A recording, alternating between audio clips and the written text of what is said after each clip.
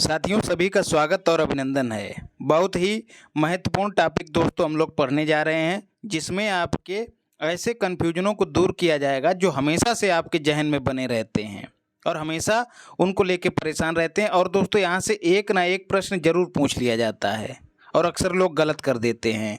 तो यदि ये पूरा कर लिया आपने, इसको अपने जहन में छाप लिया, तो समझ जाइए कि एक प्रश्न आपका पक्का हो जाएगा।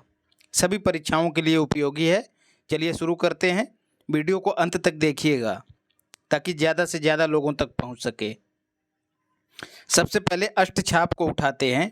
अष्टछाप दोस्तों क्या था? सीधे प्रश्न पूछ लिया जाता है। एक वैष्णव संत थे श्री वल्लभाचार्य जी। याद रखिए, भगवान कृष्ण के भक्त थे और इनके पुत्र विट्ठलनाथ जी, इनके द्वारा 8 कवियों का एक समूह था जो कृष्ण लीला का गायन करता था। वही अष्टछाप के नाम से जाना जाता था। बात करें वल्लभाचार्य जी की दोस्तों, तो ये मूलतः थे तो तमिलनाडु में विजयनगर साम्राज्य के थे, लेकिन इनका जन्म मतलब इनके माता पिता वहाँ के थे, लेकिन इनका जन्म जो है उत्तर प्रदेश के बनारस में हुआ था। यहीं पर इन्होंने शिक्षा दीक्षा प्राप्त की थी और इन्होंने एक दर्शन प्रतिपादित किया था, शुद्धाद्वैतवाद। याद रखिएगा, ये भी आपसे पूछ लिया जाता है। ये केडीआर के समकालीन थे। पिछली क्लास जो कि हमने बाबर को लेके करी थी, उसमें हमने आपको बताया था कि बाबर जो है केडीआर का समकालीन था। केडीआर कृष्णदेव राय की बात हो रही है, जो कि विजयनगर के शासक थे। दोस्तों, केडीआर के साथ साथ गुरु नानक भी बाबर के समकालीन थे, ये भी याद रखिएगा। ये प्रश्न भी आपसे पूछा जा सकता है। बीबीआर का मतलब बाबर है और बाबर को लेके पूरी क्लास एक उपलब्ध करा दी गई है, आप उसको देख सकते हैं। बहुत ही मारक कंटेंट आपको दिया है, फैक्ट विद कॉन्सेप्ट के साथ समझाया है। अब दूसरी बात आती है अष्टदिग्गज की। पहले हम लोगों ने क्या पढ़ा है? अष्टछाप, और अब अष्टदिग्गज। अष्टदिग्गज क्या थे दोस्तों? विजयनगर साम्राज्य में केडीआर के दरबार के 8 तेलुगु कवि थे, जो दोस्तों तमिल भाषा में कविताएं लिखा करते थे। तो याद रखिएगा, अष्टदिग्गज का संबंध किससे है? विजयनगर साम्राज्य से। किस शासक से है? तो केडीआर से है। तीसरी बात करते हैं अष्टप्रधान। इनका संबंध किससे है दोस्तों? शिवाजी से है। शिवाजी की ये एक मंत्रि परिषद हुआ करती थी। याद रखिएगा, इसका कार्य मात्र परामर्श देना था। इसके जो सुझाव थे वो बाध्यकारी नहीं थे।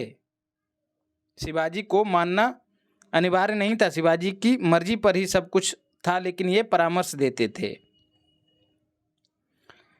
क्या क्या थे ये भी अक्सर पूछ लिया जाता है।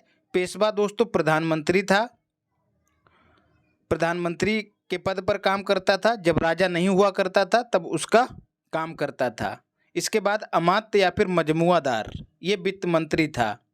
बाकिया नबीस दोस्तों, दरबार में जो भी बकबक और ये बातें उतें होती थीं, तो कहा जाए तो कार्यवाही का लेखा जोखा रखता था। बाकिया से बकबक याद रखिएगा, तो भूलेंगे नहीं। शुरू नबीस की बात करें या फिर चिटनिस की बात करें, तो ये पत्र व्यवहार के लिए जिम्मेदार था। सुमंत की बात करें दोस्तों, ये विदेश मंत्री हुआ करता था। सर ए नौबत की बात करें तो दोस्तों सैन्य प्रमुख हुआ करता था। पंडित राव दोस्तों, जैसा कि नाम से विदित है, पंडित जी थे। ये धार्मिक कार्यों की देखरेख करते थे दोस्तों। धर्म से संबंधित जो भी अनुदान वगैरह थे उनका लेखा जोखा रखते थे, और कब क्या अनुष्ठान है ये सब काम पंडित राव देखते थे। न्यायाधीश दोस्तों न्याय विभाग था, न्याय विभाग का प्रमुख था, याद रखिएगा। तो कई टर्म जो हैं दोस्तों वर्तमान में भी प्रासंगिकता रखते हैं, जैसे न्यायाधीश, सर ए नौबत और ये सुमंत और पेशवा तो है ही है, हालांकि इनकी भूमिकाएं उस समय अलग अलग थीं।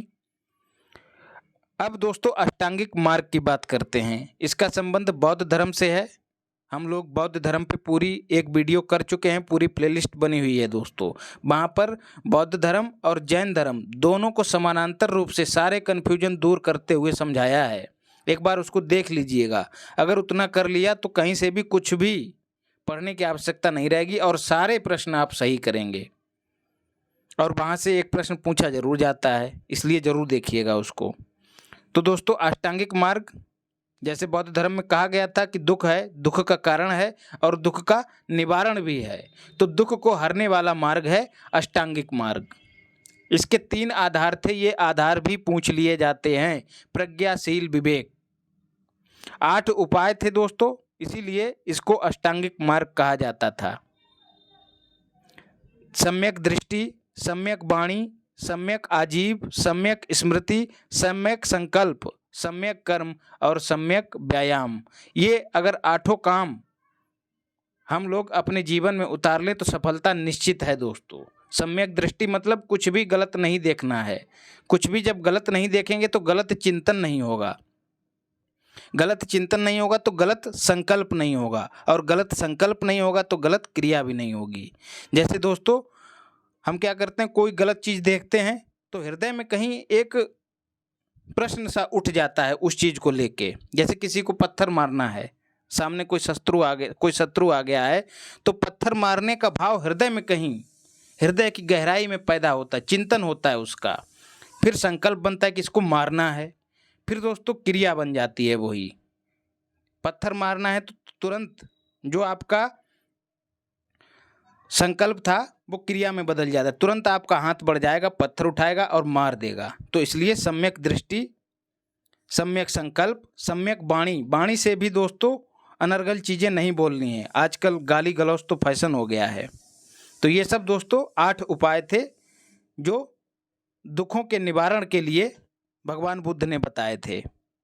सप्तांग की बात करें दोस्तों, सप्तांग सिद्धांत ये कौटिल्य ने दिया था, आप सभी जानते हैं कौटिल्य, इनका दूसरा नाम विष्णुगुप्त था, विष्णुगुप्त, और इनकी जो किताब थी उसका नाम अर्थशास्त्र था। याद रखिएगा ये राजनीति की बात करने वाली पुस्तक है, और इस पुस्तक में राज्य के 7 अंग बताए गए हैं। इन 7 अंगों को क्रम से पूछ लिया जाता है पीसीएस में और सभी परीक्षाओं में।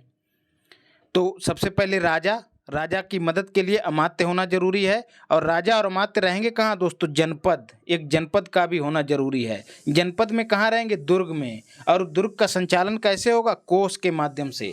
और जब ये सब चीज़ें आ जाएंगी तो अंत में क्या बचता है, सेना बचती है, और जब सेना भी हो जाएगी तो अंत में मित्र बहुत महत्वपूर्ण भूमिका निभाता है दोस्तों। कुपथ निवार सुपंथ चलावा, मित्र जो है दोस्तों हमारे जीवन में बहुत बड़ी भूमिका रखता है। आगे बढ़ते हैं। मेगास्थनीज दोस्तों, इसने भी समाज को 7 वर्गों में बांटा था। अक्सर हम लोग इसको लेके कंफ्यूज रहते हैं। यूनानी राजदूत था, आप सभी जानते होंगे, चंद्रगुप्त मौर्य के समय में आया था, याद रखिएगा। पुस्तक इसकी इंडिका थी।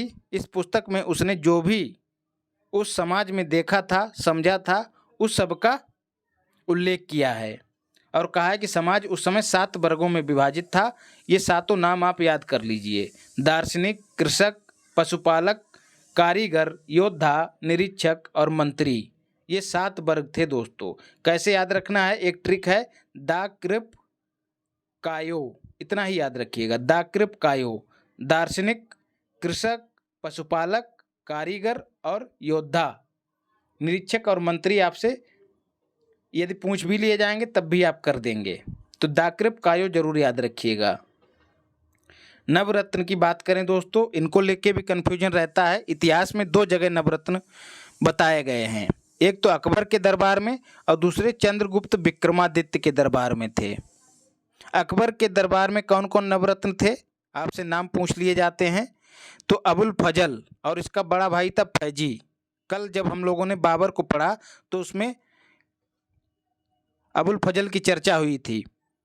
फिर तानसेन तीसरे हो गए, टोडरमल, राजा मान सिंह, फ़कीर अजीजुद्दीन, अब्दुल रहीम खाने खाना। दोस्तों बाबरनामा, जिसको तुजुक के बाबरी भी कहते हैं, हमने आपको बताया था कि उसका तुर्की भाषा से फारसी भाषा में अनुवाद किसने किया था, अब्दुल रहीम खाने खाना ने। बीरबल और मुल्ला दो प्याजा, तो ये अकबर के नवरत्न हो गए। और दोस्तों तानसेन को एक उपाधि दी थी अकबर ने, कौन सी, कंठावरण, कंठावरण वाणी विलास, ये भी याद रखिएगा, वाणी विलास। अब बात करते हैं चंद्रगुप्त विक्रमादित्य के नवरत्नों की। तो कालिदास दोस्तों कवि थे, धन्वंतरी चिकित्सक थे, छपड़क ज्योतिषी थे और बेताल भट्ट दोस्तों जादूगर था। अमर सिंह कोशकार, मतलब ये डिक्शनरी का ज्ञान रखते थे, डिक्शनरी बनाना इनका काम था। इस काम को क्या कहते हैं? डिक्शनरी बनाने वाले को लेक्सिकोग्राफर कहते हैं, ये भी याद रखिएगा। इस तरह के टर्म अक्सर पूछ लिए जाते हैं। घटकरपर दोस्तों कूटनीतिज्ञ था। बराहमिहिर खगोलविद थे और बररुचि वैयाकरणज्ञ थे।